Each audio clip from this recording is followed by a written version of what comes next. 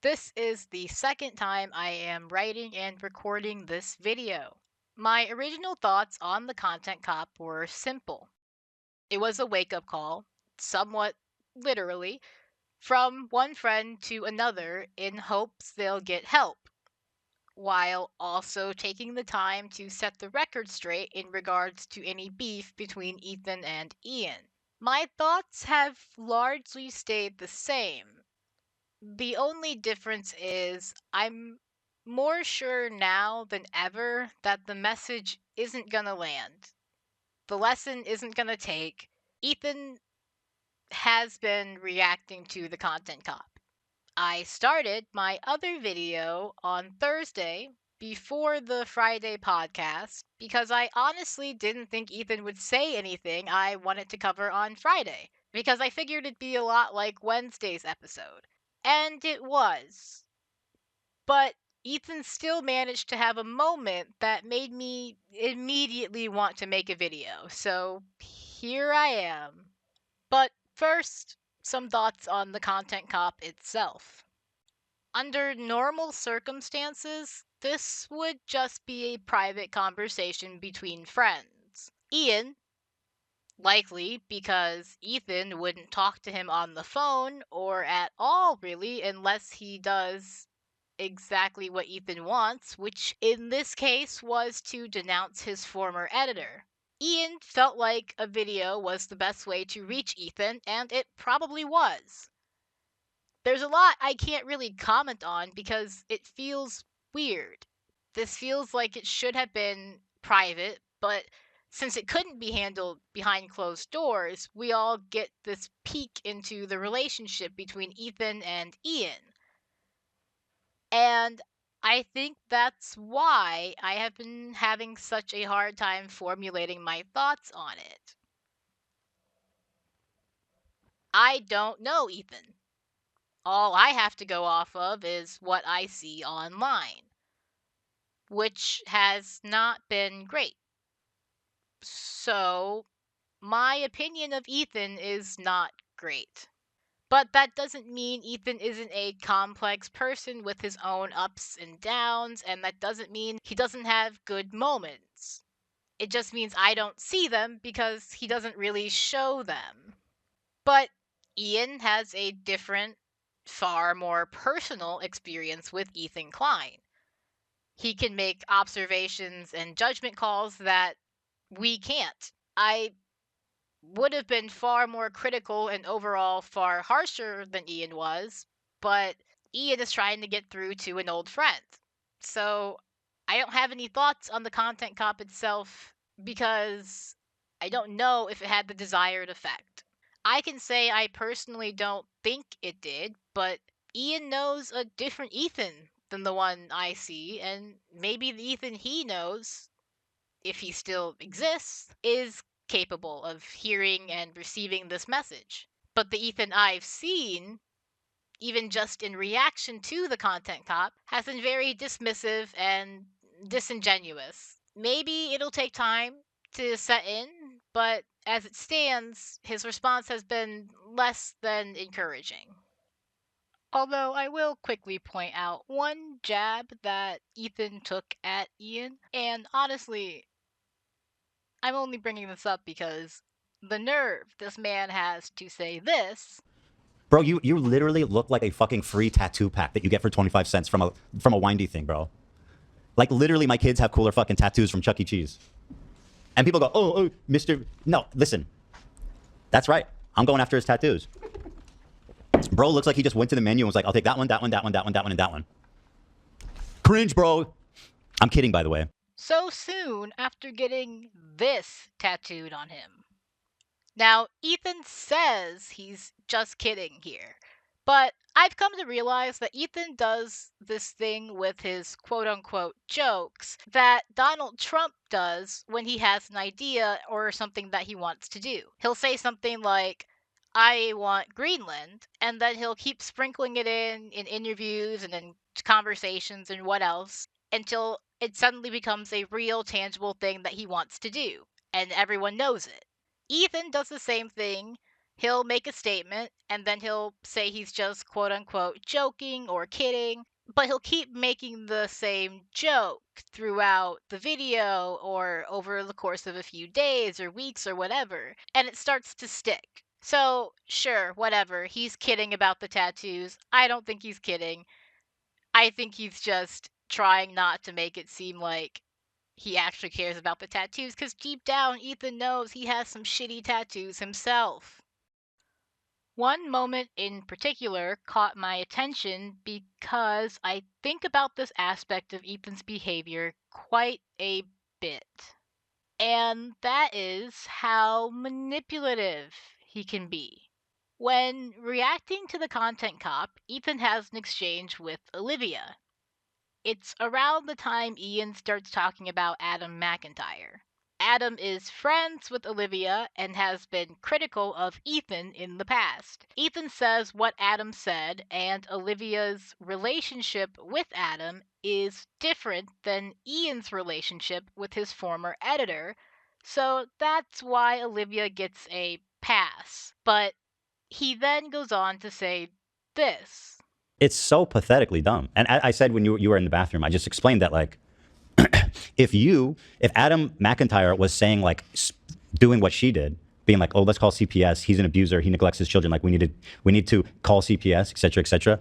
I would be mad at you equally. That would be a big problem with me. And it's something, by the way, that you would never do. Obviously, right? Like, Right. let's be real here, you fucking dumbass. A lot of this is just like, you're so dumb.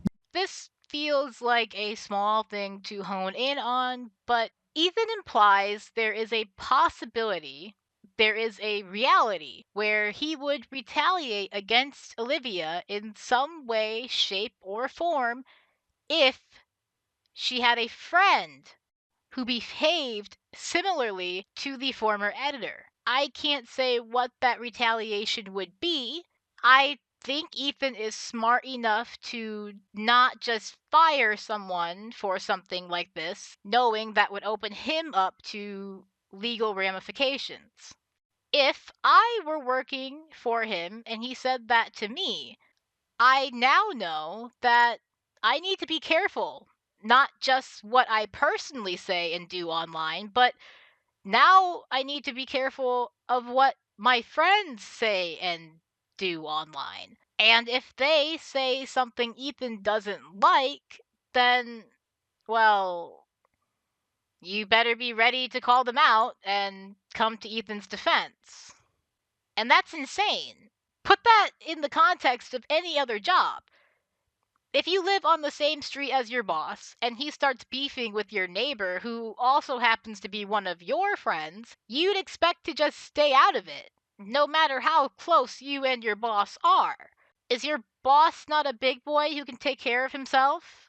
Does he need to rally the troops every time someone so much as glances in his direction? Once again, the whole thing is very high school. But I just wanted to highlight it because when you combine it with what we've seen from Ethan, the letter to the Redditor threatening to sue them for copyright infringement in an attempt to extort information out of them, saying he'd only get on the phone if Ian and Anissa denounce the editor, you get a picture of a man who is, at best, manipulative without knowing it, and at worst, someone who actively sets out to manipulate people to do what he wants, and due to his status and wealth, he can take measures the normal person can't, like engaging in frivolous litigation.